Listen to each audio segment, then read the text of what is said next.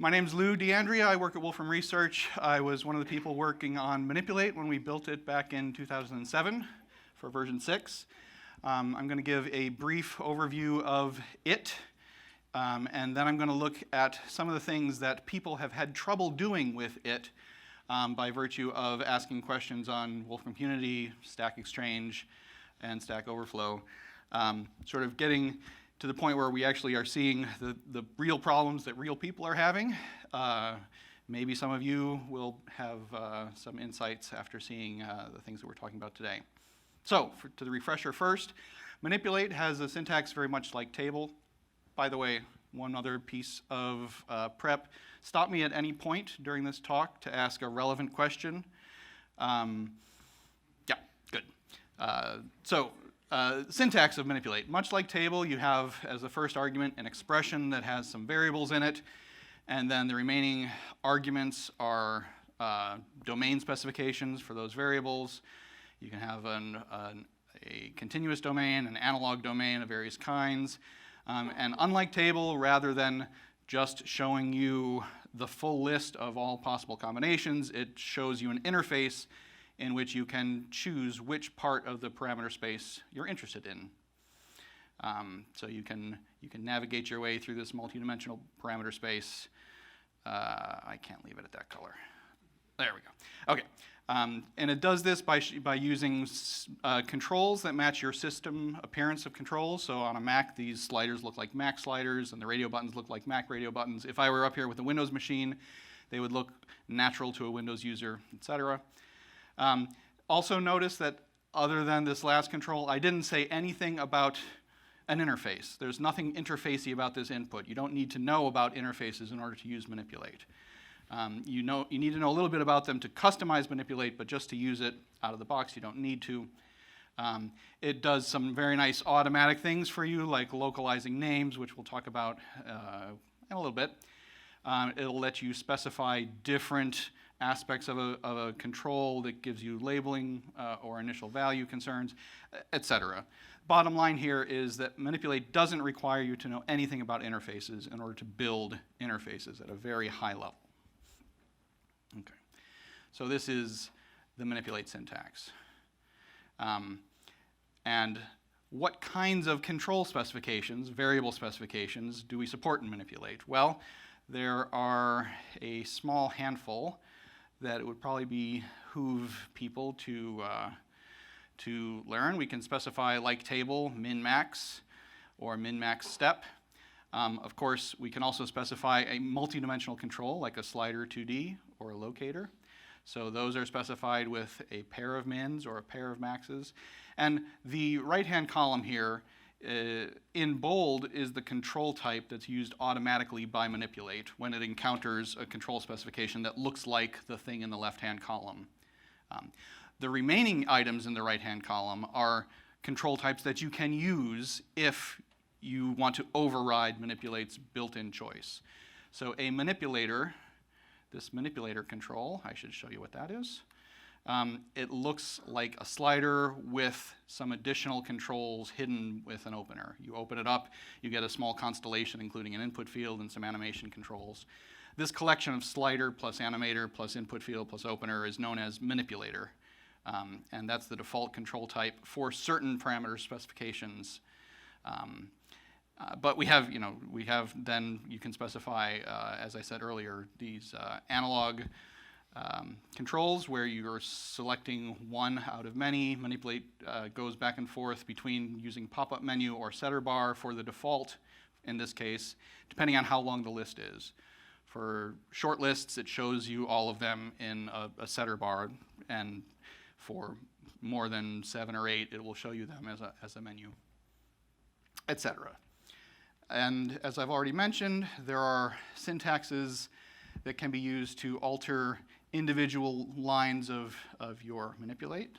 So here we have a Manipulate. By default, you get the variable name as the label, and the initial value is chosen by Mathematica. In the case for these continuous controls, the choice is the left endpoint, but you can change the initial value using a syntax like this, where you specify not the variable x, but a list x with initial value.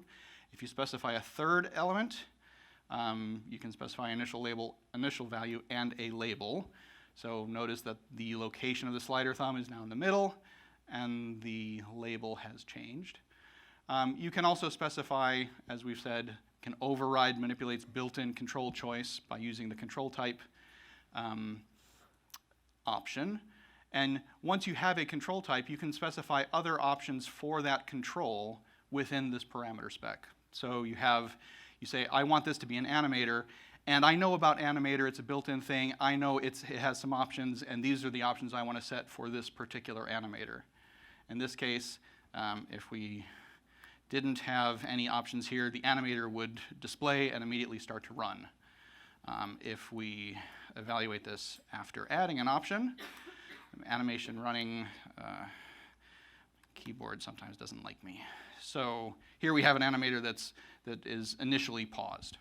Right? So any options that you can specify for animator, you can specify within this control spec. Any options for interval slider, you could put here, etc.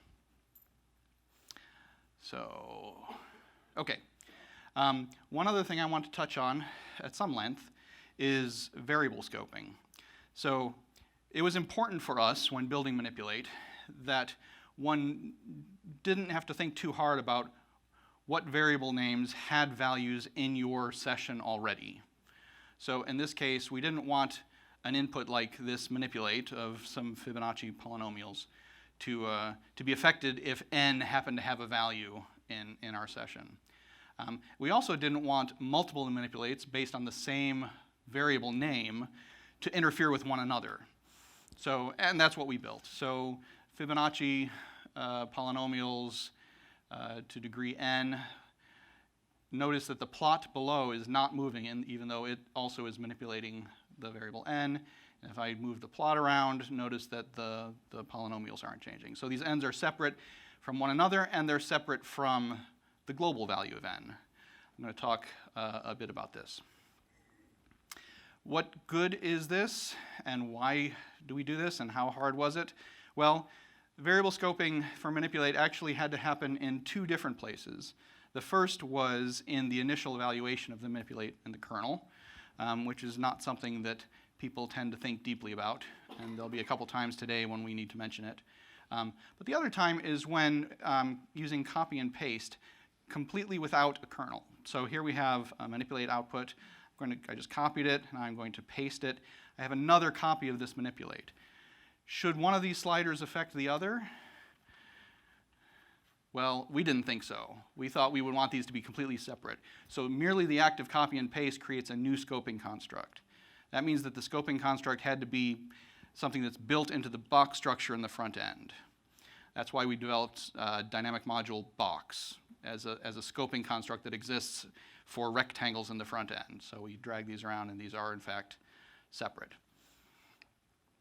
So that's why we built dynamic module box. And dynamic module box also has some nice features in that it automatically enables us to save values to files. So the box gives us space. The syntax for dynamic module box is a lot like module, and it gives us space in the file to put the local module variables that are being remembered by this dynamic module box. Okay, so we get to our first frequently asked questions slide. The V is very. So this is, I was actually surprised when I went through community and other places and started looking at problems that people were having. I was surprised that this was the #1 problem that people were having, but it was, at least in the forums that I know about. So people often have a utility function that does something interesting. This one doesn't do anything particularly interesting. It just evaluates sine of ax. The x is a local variable in f, and the a is a local variable in the subsequent manipulate. But evaluating this doesn't show my plot. It doesn't show sine of ax, and this doesn't help. So what's going on here? Well, manipulate uses dynamic module box, as I've already mentioned. Dynamic module uses the same kind of scoping as is used by module in the kernel. And scoping is the key to understanding this particular issue. So module uses lexical scoping. I won't take a deep dive into module's form of scoping. Suffice it to say that that a lexically scoped symbol in such a construct can only be referenced from within that construct. So if you had a module, in fact, if we looked at the same example in a module, we have module with a local variable a, and the a, in this case, only ever exists during the evaluation of this module. And only exists lexically for references to a that are inside this module. There is no other reference to a inside this module. There's a reference to a in the definition of f that sort of gets the ambient a from the ether somewhere. But it's not passed through, and so because of the way scoping works, this is just a non-starter. And here's an even simpler example to drive the point home. Here we have just trying to get the value of f of 1. If f of 1, let's see, x is 1, so that's 1. If a is 1, then there should be sine of 1 times 1. But it's not, it's sine of a, because the a in the function definition is not the same as the a in the module. And likewise, it's not the same as the a in the manipulate. So how do you get your utility functions to know about local variables in some other scope? Well, you pass them through as arguments. So here's the way that one could rewrite this code to make it work. Rather than f of x, we pass the variable a through as a value out. So we have now built a tunnel out of the scoping construct and into this utility. Perhaps this is just not well understood for module, but I was surprised to find this being one of the sticking points for people using manipulate. But if we do this in manipulate and we pass the local variables through to the outside world, then the outside world, comes to life, and our manipulate now works.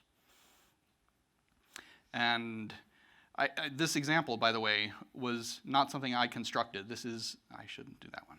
The original example that I talked about, this is literally an example that somebody posted on, I forget if it was Stack Exchange or Community. Here's another one that someone literally posted. These are not academic examples that I'm inventing.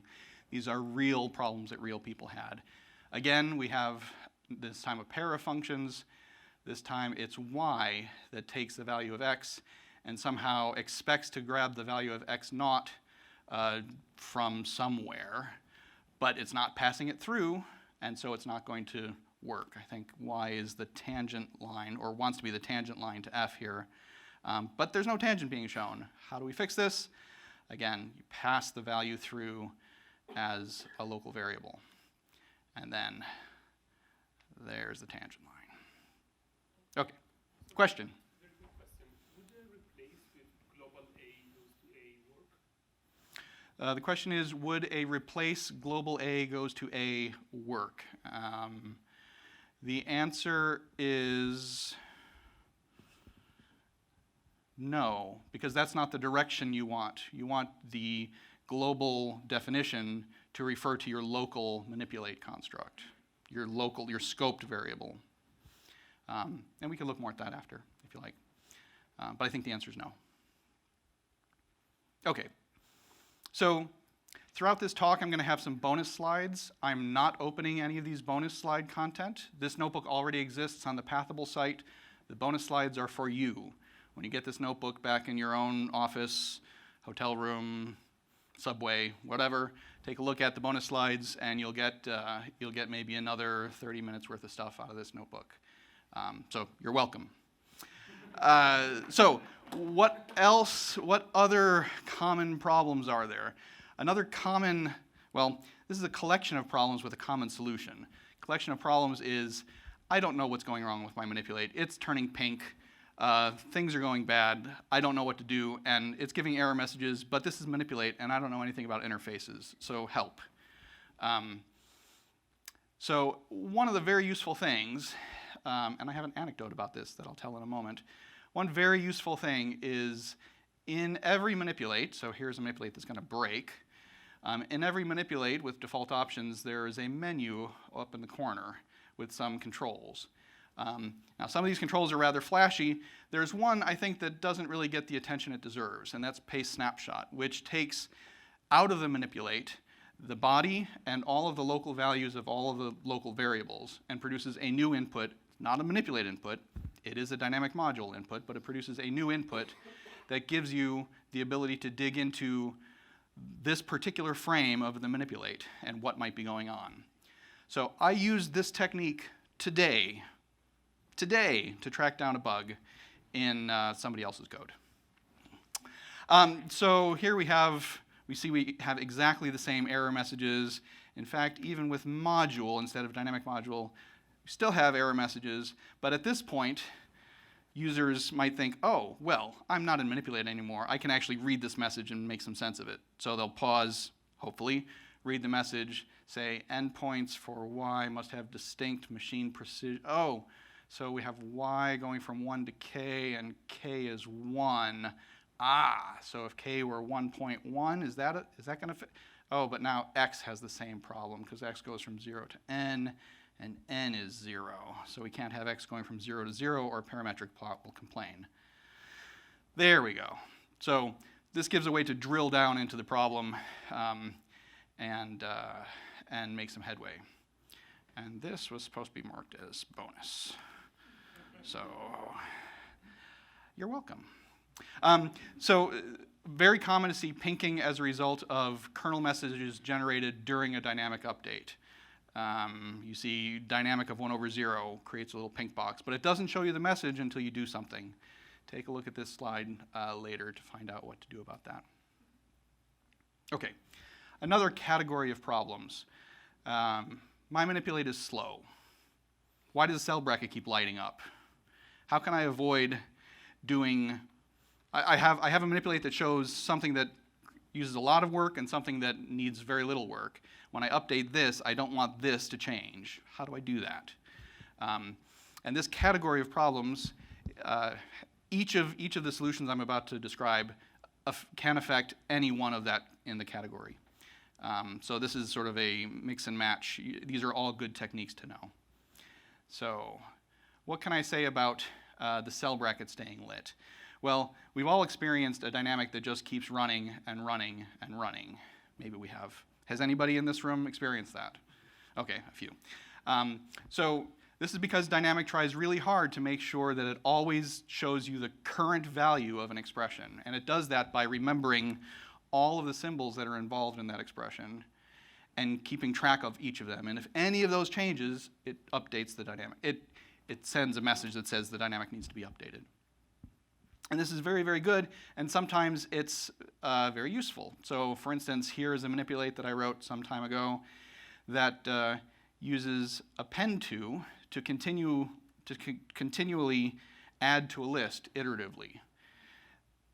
Notice there's no animator in this manipulate call. This is driving itself by virtue of having a variable whose value is changing inside of dynamic. So this dynamic evaluates. It notices that it depends on the value of list. The value of list changes during this dynamic update, and then the system says, hey, this dynamic depends on list.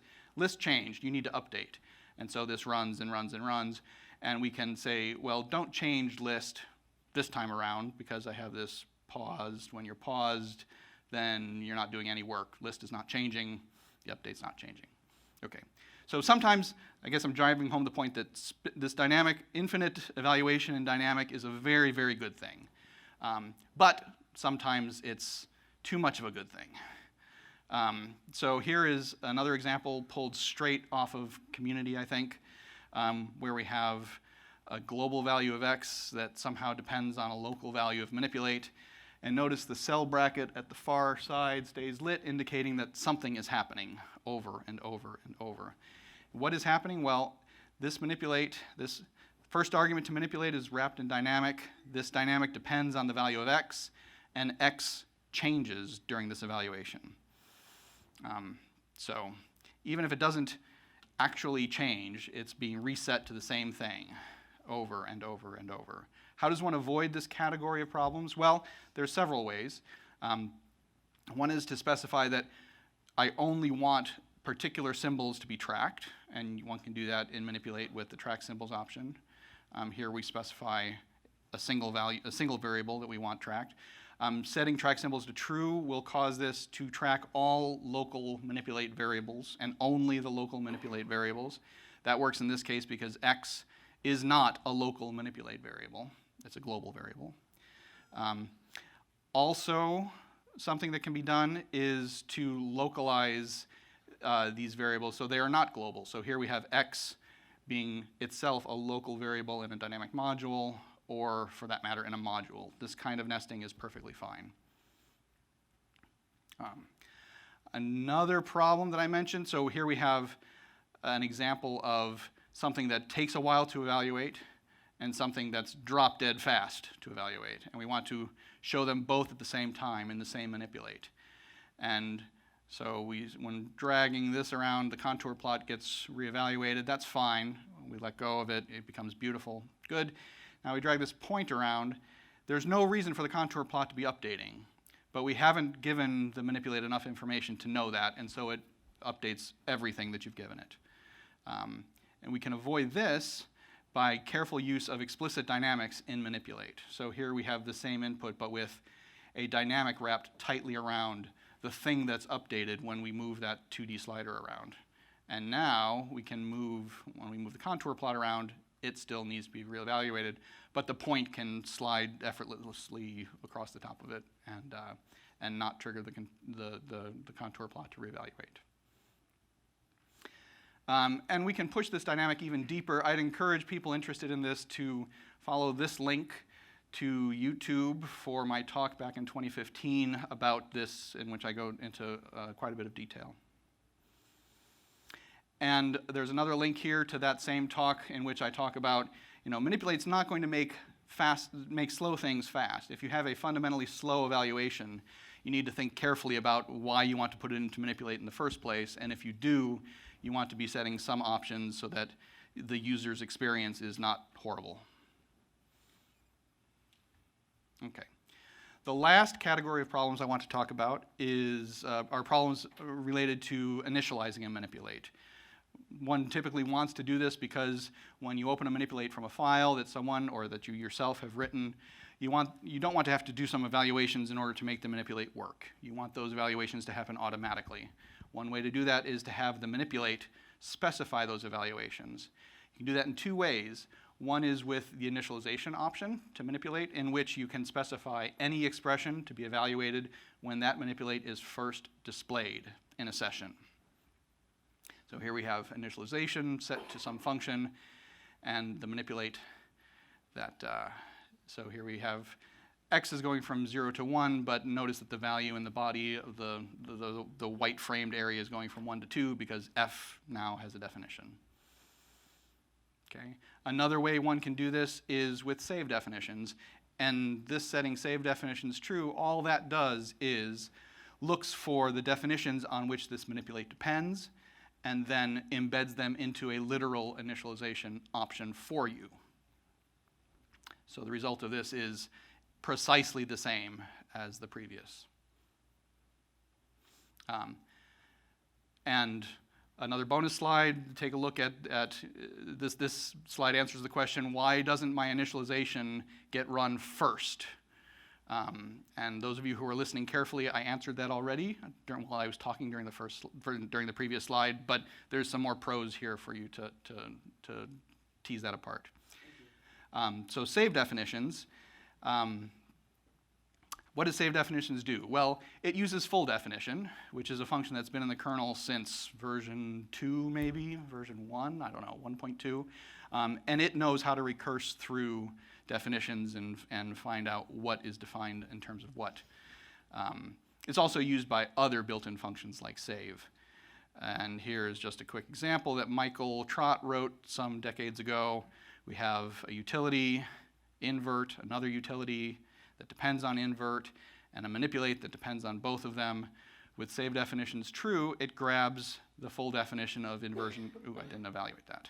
The full definition of inversion graphics, which, as you see, has the two down values that we expect. Manipulate makes use of full definition. This is the internal package variable that does that for people who are really, really interested, but this will return exactly the same two down values. And this is what gets injected into manipulate's initialization option.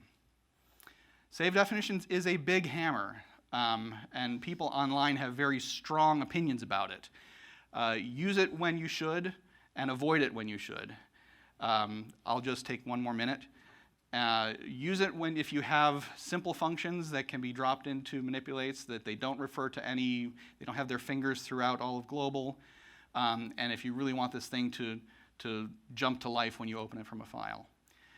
I would recommend against using save definitions if you're loading package files, package symbols, because you don't want save definitions pulling pieces of a package together and injecting them into an initialization. Far better in that case is to create the initialization manually with the needs of that package. And full definition ignores protected and read protected symbols, so if you're dealing with those, you're probably fairly advanced, but you shouldn't be using save definitions in that case. Okay, more bonus slide, that's all I have. Manipulate is very useful, and those are the problems that I've seen people have in real life. And maybe that addressed some of the things that people here care about. So thanks very much for your attention.